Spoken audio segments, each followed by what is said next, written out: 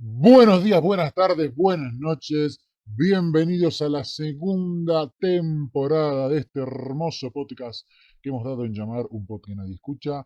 Y estamos muy contentos de empezar una nueva etapa, de empezar un nuevo momento de acompañamiento con ustedes en este programa que intenta de alguna manera llegar a la persona común, a la persona que no está tan metida en el tema, en esta relación tan extraña, tan ambigua, tan irónica entre el ser humano, la naturaleza, el planeta y los animales. Primero que nada, quisiera agradecer a toda la gente que pudo ponerse en contacto con nosotros, aquellos que escucharon el podcast desde distintas partes del mundo. Hemos tenido una recepción mucho más grande de la que hubieses imaginado, tanto en los invitados como en los temas que se trataron, y la idea es que esta segunda temporada sea superador, que podamos entre todos llegar a poder debatir, a poder entablar una conversación adulta, una conversación en donde las ideas primen y no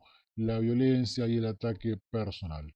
Por lo siguiente, le damos la bienvenida a todos a Un Podcast que Nadie Escucha, el podcast donde esperamos que nadie sea mucha gente, y por lo tanto, en el día de la fecha, presentamos la ley de la jungla de cemento.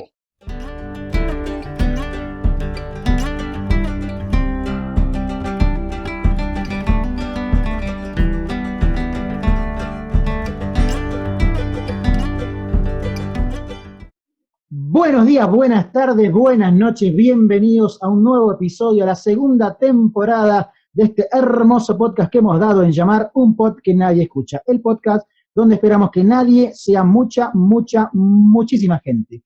Y en el día de la fecha nos visita desde Buenos Aires, Argentina, uno de los integrantes de la organización Animales Jurídicos. Ellos son abogados y son abolicionistas, creo que lo dije bien, y luchan por el derecho de los animales. Así que qué lindo tener esta área en el veganismo. Hola Nazareno, buenas noches, buenos días, buenas tardes, ¿cómo estás? Hola Israel, ¿todo bien? ¿Y vos? Excelente, qué lindo que existan, loco, la verdad. Porque te comento mi experiencia personal. Cuando uno arranca en este camino del veganismo y de tratar de defender a todos los animales, ¿viste? Uno se pone en la postura revolucionaria de salvar a todos y no se da cuenta que no puede en un momento. Y qué lindo saber que hay gente que se ocupa del marco legal. Te hago una consulta para conocerte un poquito mejor. ¿Cómo fue que vos empezaste a transitar este camino del veganismo, del vegetarianismo? Bueno, primero, como me agradeciste y te alegraste porque existimos, lo mismo puedo decir de tu podcast que está dándonos este espacio para poder hablar y entender un poco más esto de los derechos animales, así que te agradezco el espacio. Y bueno, con respecto a la pregunta que me hiciste, yo comencé a transitar el veganismo hace 5 años más o menos. No tuve periodo de vegetarianismo porque entendí bastante rápido el tema de los animales, el tema de la consideración moral y del estatus de propiedad que es en el que se encuentran. Entonces entendí automáticamente que la carne y el queso, ambos conllevan esclavitud y conllevan la consideración material o instrumental del animal, lo que los relega o los degenera a un estatus de propiedad, ¿no? Entonces, entendí que es lo mismo la carne, el queso, el atún y cualquier tipo de derivado animal, como también cualquier tipo de explotación que no sea alimenticia, ¿no? Entonces, me explicaron qué era el veganismo, me explicaron la razón, que son los animales, y entendí automáticamente a qué se refería y al cabo de pocos días comencé a transitar ya este estudio constante que es el veganismo, que es los derechos animales. Mira, ¿y cómo reaccionó tu entorno a este cambio de hábitos? Y bueno, imagínate que mi entorno, mi familia, principalmente está dividida en la parte que trabaja en ganadería, son ganaderos, y la otra parte son médicos. Qué fuerte. Entonces, los ganaderos, la parte de mi familia que está en el área de la ganadería, lo primero que me dijeron fue algo como, no quieras venir a atentar con nuestro negocio, ¿no? Uy, sí, totalmente. Promover algo que nos pueda perjudicar económicamente. Totalmente. Qué bárbaro. Y después, la parte médica de mi familia se preocupó obviamente por mi salud, por que no me falten los nutrientes, por tener las defensas altas y demás. Así que, bueno, eso con respecto a mi familia. Después mis amigos también, algunos pensaron que ya no me iba a juntar con ellos, o que iba a cortar relaciones, o que algunos inclusive pensaron que no era heterosexual, porque asocian mucho, ¿no? Esta idea de la carne con lo macho, Qué bárbaro eso, es verdad. heterosexual. Entonces, bueno, bastante diverso fue cómo se lo tomaron, pero hubo mucha aceptación porque lo entendieron rápido que iba a seguir siendo el mismo, que nada iba a cambiar en mí, solamente hábitos alimenticios y después, obviamente, la perspectiva que tengo hacia los animales no humanos. ¿Y qué es Animales Jurídicos? Animales Jurídicos es una organización que empezó hace 3 años, que empezó con una meta y a medida que fuimos progresando y avanzando y evolucionando en cuanto a la información, fue cambiando la meta y hoy es otra completamente. Si bien al principio comenzamos con la idea de llevar los derechos animales a las universidades, a los estudiantes de abogacía, porque la idea era que en el proceso penal por el cual pasan las denuncias que se hacen por maltrato animal, nuestra idea era que en este proceso todas las personas que estén involucradas sean animalistas, sean pro derechos animales. Entonces íbamos Claro. a enseñarles a los estudiantes, a fiscales y a funcionarios públicos cuál era la mirada animalista, cuál era la importancia de las leyes y demás. Entonces comenzamos a estudiar las leyes argentinas relacionadas a los animales, después el derecho comparado, que es el derecho de otros países, para poder compararlos con el derecho argentino y ver en qué podíamos aportar para mejorar los derechos animales. Y a medida que íbamos leyendo distintas doctrinas, distintas leyes y demás, encontramos un libro que fue el que nos cambió toda la mirada que teníamos, que fue el libro de Lluvia sin truenos de Gary Francione, que es un libro que explica el movimiento animalista. Entonces ahí entendimos que el problema no está en la regulación del trato, sino en el estatus de propiedad en el cual se encuentran hoy los animales. Entonces, comenzamos a entender que independientemente de la normativa que exista, los derechos animales están siempre relegados al estatus de propiedad de los animales. Entonces, como los animales son propiedad para la ley, todas las cosas que las normativas quieren instaurar o protegen son el modo en el que tratamos a las cosas, el modo en el que tratamos nuestra propiedad. Básicamente, lo mismo que sucede, por ejemplo, con los autos. Pero no deja de ser una cosa. Que hay leyes normativas que te dicen que vos tenés que tener el auto en condiciones para pasar, bueno, que tenés que hacer la BTV para poder transitar y bla. Entonces, cuando el animal está considerado una propiedad, vos podés otorgarle un valor alto o un valor cero. Si tu valor que le otorgas al animal es cero, y vas a tratar de que pase los estándares mínimos que te pide la ley. por ejemplo, alimentarlo en calidad y cantidad suficiente, o hacerlos trabajar, pero no abusar con el peso, por ejemplo.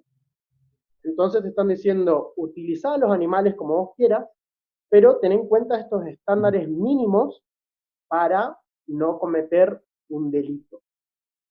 Lo mismo que sucede con los autos.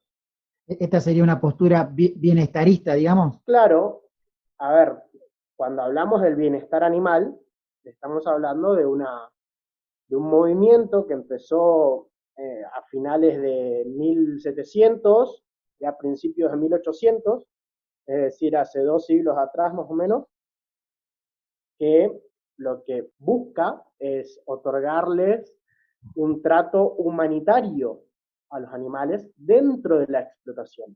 Es decir, aceptan la explotación y por lo tanto lo que se busca es que el trato sea lo mejor posible.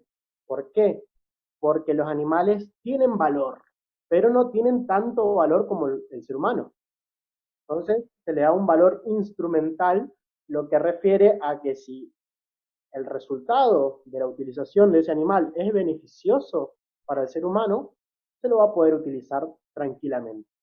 En cambio, si no es beneficioso, se va a decir que hay un sufrimiento innecesario, por ejemplo, y eso sí va a estar reprochado socialmente y legalmente también, ¿no? ¿Y eso en la realidad está penado realmente o pasa cada tanto? Actualmente en Argentina hay leyes animalistas, entre comillas, que protegen ciertos intereses.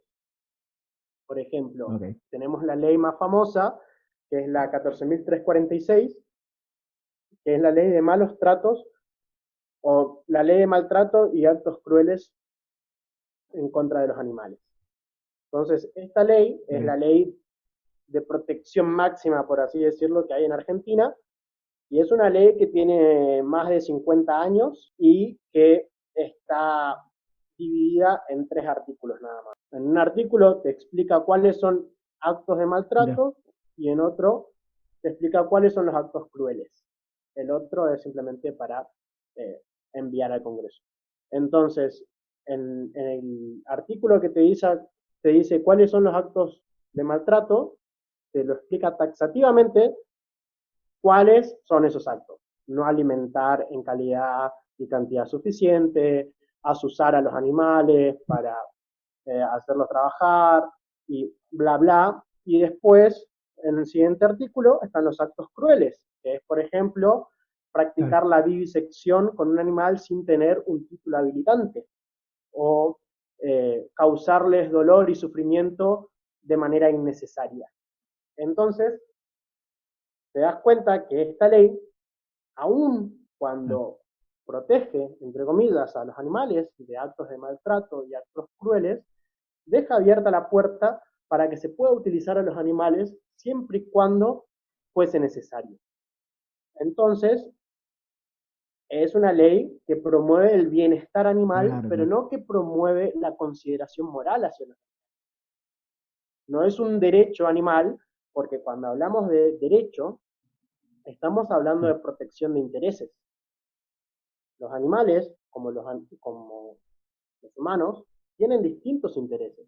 Es decir, obviamente tienen el interés en no sufrir, pero también tienen el interés en vivir, por ejemplo. O tienen el interés en ser libres o no ser considerados recursos o mercancías, cosas, como todos nosotros. Entonces, esta ley, que es en teoría de protección, lo que está protegiendo no es al animal en sí, sino que está regulando un trato para que el propietario de este animal no se encuentre en problemas por su trato que tiene con el animal. ¿Fui bastante claro? Totalmente. Sí, sí, sí, sí, totalmente. ¿Y este tipo de ley en otros lugares existe? ¿Existen leyes similares en Latinoamérica, por ejemplo, El sabes? 99% de la normativa mundial es bienestarista, es decir, que se centra en el bienestar animal en cuanto que no reconoce a los animales como sujeto de derechos, sino que los reconoce como propiedad del ser humano. En algunos lugares muy exceptuados, como por ejemplo en India, hay animales que están amparados legalmente y considerados sujetos de derechos. Por ejemplo, los delfines. Mirá, Pero estos mismos mirá vos, delfines en Argentina son considerados propiedad. O sea, claro, o las abejas en Costa Rica, si no me equivoco, hace poco fueron declarados como eh, la importancia o sea, sublime por la claro, claro. polinización y como fue como el insecto más importante del mundo, por lo cual fue declarado sujeto de derecho y se requiere una protección mayor. Pero estos son casos muy aislados que existen en el mundo. El resto de la normativa de las leyes permite la utilización de los animales, pero siempre amparados en estos estándares de bienestar, ¿no? Entonces te van a decir, por ejemplo, la experimentación. Se puede experimentar en animales, salvo que se haya métodos alternativos. Pero como no hay método alternativo, experimentas en animales. O, eh, por ejemplo, el tema de acá en Argentina, la ley de fauna silvestre, es loco porque fauna silvestre es animal salvaje, ¿no? Es como la idea de la no domesticación, pero igual tenemos Totalmente. normas para el trato con los animales silvestres. Es decir, no se puede cazar a los animales silvestres o hay que respetar su ecosistema y demás, coma, Sí, salvo que existe un beneficio significativo para el ser humano o que se claro, requiera experimentar con alguno de esos animales porque es el más idóneo para llegar a las pruebas que se necesitan, ¿no? Al fin deseado. Entonces, todas las claro, leyes tienen la coma famosa, que es la excepción de la protección. Por eso siempre se deja abierta claro, la posibilidad de la utilización de los animales. Y esto está basado en el totalmente. animal como propiedad. Porque si no viéramos al animal Claro, como propiedad, como vemos a los seres humanos, no permitiríamos que se hagan experimentos biomédicos en contra de su voluntad, no permitiríamos que haya trabajos, entre comillas, para los animales, porque siempre es sin consentimiento, no permitiríamos comer animales, no permitiríamos entretenernos con ellos a cuesta de su vida y su voluntad. Entonces, es bastante problemático otorgarles derechos a los animales y claro. es lo que se debate. Hay muchos intereses atrás. Hay muchos intereses atrás. Me comentabas que vos sos abogado y con otra persona son los que iniciaron esta organización. ¿Cómo los recibió el ambiente jurídico? ¿Hay antes de ustedes jurisprudencia de otra gente que se haya movido como Sí, en el claro. ámbito que lo están haciendo ustedes? Bueno, como te digo, comenzamos siendo una organización que tenía una meta y terminamos, o ahora estamos transitando otra idea, entonces buscamos otras metas. Como Ok, nosotros, en el sentido de hace 2 años atrás, 3 años atrás, existieron otras organizaciones que explicaban esto de cómo realizar la denuncia por maltrato animal, cuál era, cuáles eran los derechos animales, entiéndase en este caso derechos animales como normativa o legislación, no como el derecho a no ser considerado una propiedad animal. claro. Entonces, existían gente que explicaban la ley 14.346, el proceso penal por el cual eh, hay que pasar para una vez que se hace la denuncia, digamos, y demás.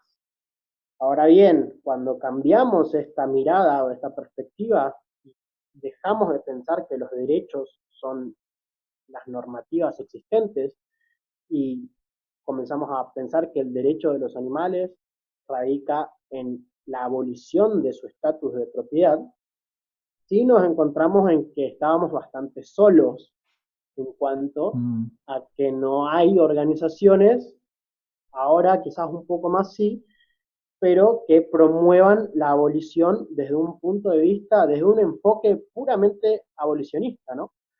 Porque Claro. existe hoy en día muchas organizaciones, por no decir todas, que promueven el abolicionismo, pero a través de estrategias de bienestar animal.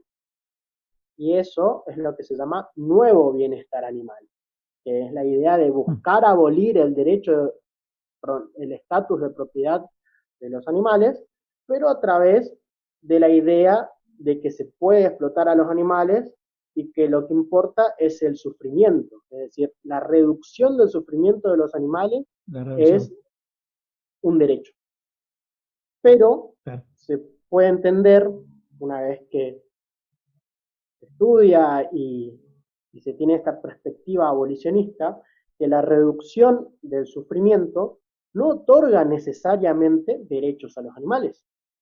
De hecho, hay muchas veces que la reducción del sufrimiento conlleva una mayor invisibilización al estatus del animal. ¿Por qué? Porque la gente acepta moralmente que se explota a los animales porque no hay sufrimiento.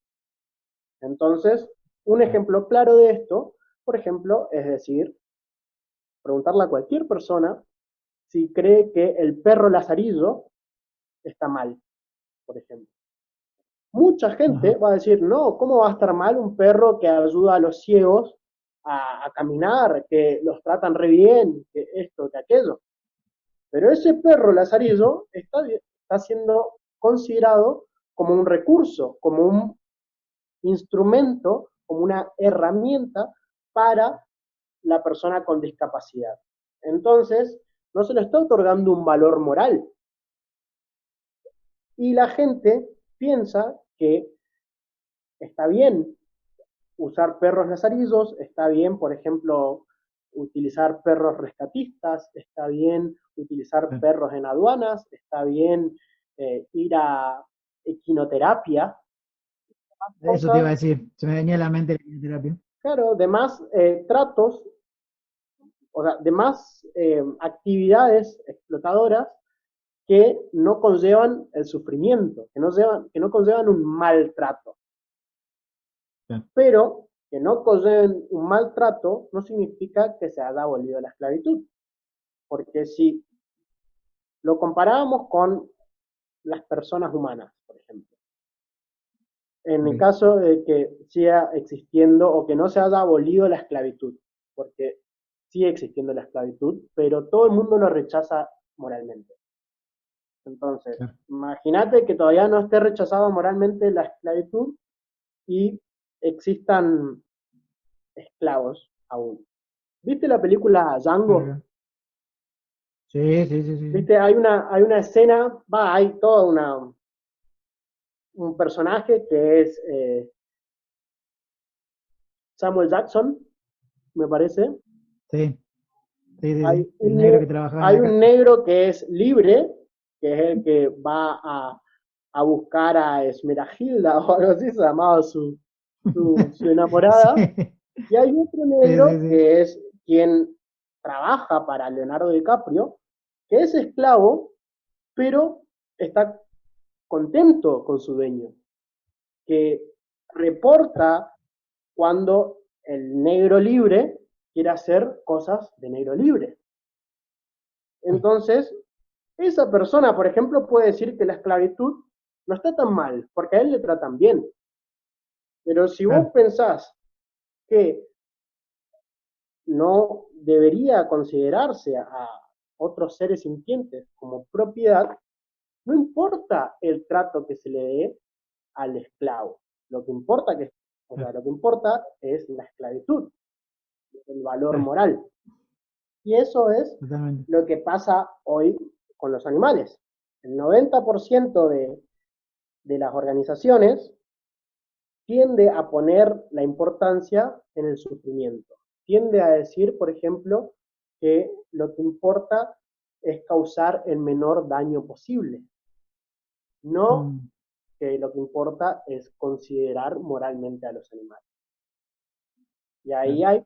Y esto es por los intereses que hablabas al principio. Sí, a ver, la industria tiene el principal interés en el bienestar animal. ¿Por qué? Porque el bienestar animal hace más eficiente la explotación animal. Un ejemplo claro es, por ejemplo, las vacas. Las vacas que son tratadas bien, es decir, que no se estresan, producen más leche que las vacas que están estresadas. Y esto es algo lógico, porque como mamíferos, si lo comparamos nuevamente con humanos, con hembras humanas, pasa mucho, no sé si escuchaste alguna vez, esto de las madres cuando tienen su primer hijo, que están muy estresadas y no pueden amamantarlo porque no pueden producir leche por el estrés. Sí, sí, sí, sí. Entonces le dicen, no, relájate, tal y de a poco va pudiendo amamantar a su hijo. Lo mismo pasa con otros mamíferos de otras especies, porque son conscientes del sufrimiento, obviamente, y de la situación en la que se encuentran. Entonces, si están en una situación que les causa estrés, tienden a enfermarse y tienden a ser menos productivas. Entonces, el bienestar animal lo que busca es hacer más eficiente la explotación. Y eso se ve en, por ejemplo, también a las leyes, las actas, digamos, de anticrueldad funcionan de esta manera. Hay un acta del año 1958 más o menos, que es la de la matanza humanitaria. ¿Qué pasó? Cuando se debatía este problema, no se debatía que los animales sufren y demás cosas. Lo que se debatía era que cuando llegaba el animal al matadero, una vaca que pesa 300 kilos, cuando la estaban por matar, esa vaca se movía para todos lados, saltaba y lo que producía eran lesiones a los trabajadores. Entonces, y además se autolesionaba la vaca y eso producía que su carne pierda valor. Entonces, el argumento para sacar esta acta de asesinato humanitario fue que las lesiones a los trabajadores y la pérdida de valor de la carne eran un perjuicio hacia, o sea, un perjuicio económico hacia las ganancias. Y por eso se aprobó esta ley y hoy en día existe el aturdimiento previo al asesinato. Por ejemplo, a los chanchos los electrocutan para inmovilizarlos, pero no para matarlos antes. No sé si se entiende. ¿Por qué? Porque le ponen como unos ganchos eléctricos en la cabeza y cuando el chancho se cae, automáticamente comienza el proceso de la matanza. Entonces esos animales todavía son conscientes, pero están inmovilizados. Entonces ahí nos damos cuenta que lo que importa realmente no es la consideración del animal, sino lo que importa es que el trabajo sea más eficiente, que no tengamos que pagar más veterinarios para los animales, que no tengamos que pagar a trabajadores indemnizaciones por lesiones y demás gastos, digamos. Qué bárbaro. Qué bárbaro. ¿Cómo ves el futuro? ¿Pensás que, Uy. pensás que con todo esto de la pandemia y yo supongo que alguna persona en esta tierra se puso a reflexionar el por qué estamos en este momento? Sí, ¿Pensás que el futuro es positivo o va a tardar un rato en pegar? siempre en épocas de crisis hay revelaciones, ¿no? Yo creo que mucha gente comenzó a considerar el veganismo a través de esta pandemia. Pero Mirá. una cosa es considerar el veganismo como una dieta y otra cosa es considerar el veganismo como una postura ética que busca rechazar el estatus de propiedad de los animales. Entonces, muchos van a decir, por ejemplo, no, yo no quiero comer carne o no quiero comer animales exóticos, pero eso no quiere decir que rechacen montar un caballo o que rechacen ir a espectáculos donde los animales sean utilizados o que rechacen comprar perros, ¿entiendes? O ver a su perro como un perro guardián. Es decir, anda a dormir afuera y si alguien quiere pasar a mi casa, matalo. Como sucedió hace poquito, una noticia que salió ayer, si no me equivoco, de 2 perros pitbull que mataron a un ladrón. Sí. Eso, o sea, para el dueño de esos perros, los perros cumplieron su finalidad. Como, yo tengo estos perros para que no me ingresen a mi casa, y lo hicieron. Entonces, no es lo mismo la consideración del veganismo como una dieta, que es lo que más se extendió hoy en día, a la consideración como una postura ética. Pero, sin embargo, creo que el futuro siempre es esperanzador en cuanto nos fijemos en el pasado. Si no nos fijamos en el pasado, si no hacemos esta regresión lineal, dirían las personas que estudian estadística, no podemos predecir o ver qué es lo que viene en el futuro. Por eso creo que es muy importante estudiar de dónde venimos, dónde estamos, para saber hacia dónde vamos. Hoy en día creo que lentamente, paulatinamente, se está hablando más sobre la abolición de la esclavitud animal.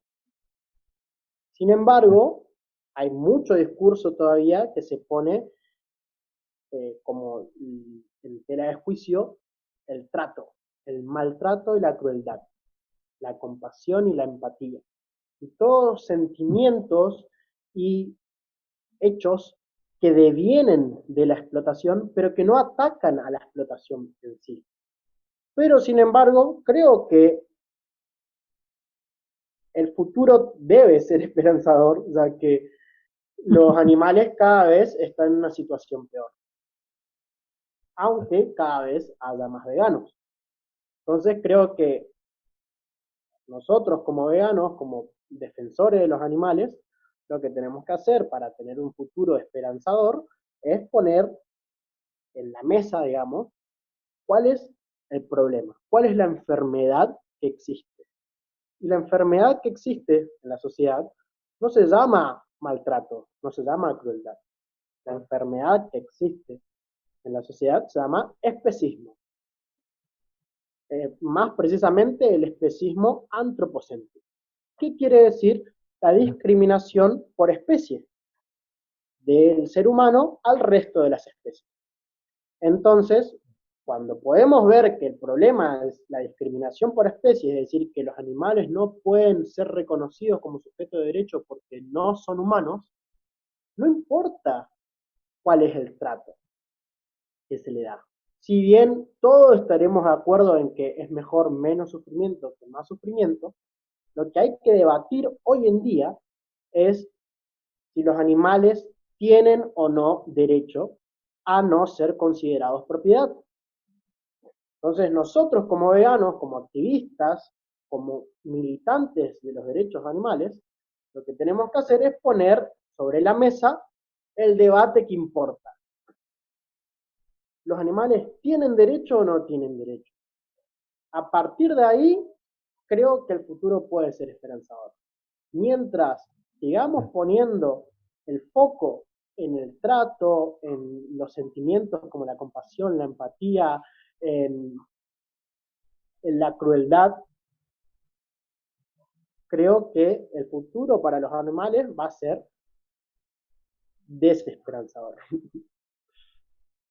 Lamentablemente. Hace un ratito hablabas sobre el tema de las denuncias y para ir cerrando, ¿cómo puede una persona denunciar hoy por hoy una explotación? No sé, pienso en un caso común, un caballo de carro, por ejemplo, claro, que claramente no puede estar llevando tanta carga y toda la familia arriba. Una persona común, ¿cómo podría hacer la denuncia? ¿Hay medios para hacer este tipo de denuncias? Claro. Bueno, primero hay que entender y saber que la ley 14.346, que, que rechaza el maltrato y los actos de crueldad, es una ley penal. Entonces es una ley que está en todo el territorio argentino. Es decir, una persona de Buenos Aires puede citar esa ley, como una persona de Misiones, como una persona de Tierra del Fuego, puede citar la ley 14.346 para denunciar un acto de crueldad o de maltrato. Ahora bien, ese acto que se está denunciando tiene que estar amparado en esa ley, porque nosotros no podemos denunciar, por ejemplo, a un matadero que ejerce maltrato a un animal. ¿Por qué? Porque hay normativa que regula la explotación animal para la industria alimenticia.